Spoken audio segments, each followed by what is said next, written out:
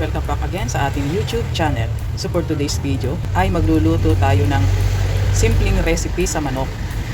Ito ay napakadaling i-prepare at napakadaling lutuin. Chicken adobo. Kaya ito guys yung ating manok or chicken. Maglalagay ng toyo, ating suka,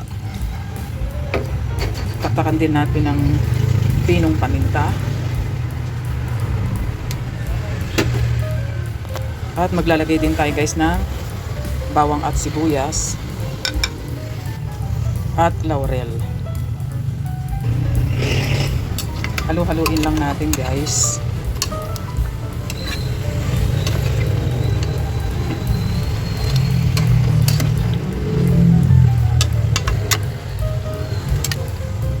At ito muna ay ating tatakpan.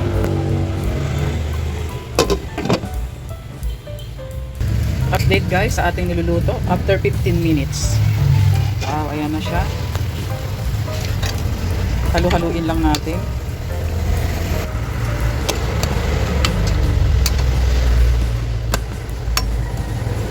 Ayan guys, maglalagay na tayo ng patatas. Optional lang to guys.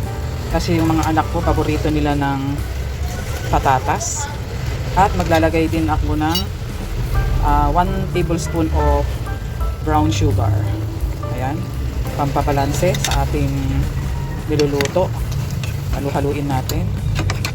At ito guys ay takukuluan pa natin ng 15 to 20 minutes hanggang sa ma-reduce yung kanyang sabaw.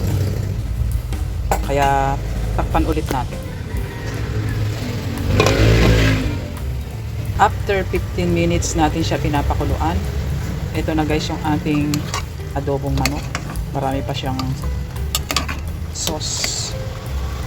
Pero kung gusto nyo guys ng masabaw, okay naman. Pero sa akin, i-reduce pa natin yung kanyang sauce. Kaya tatakpan ulit.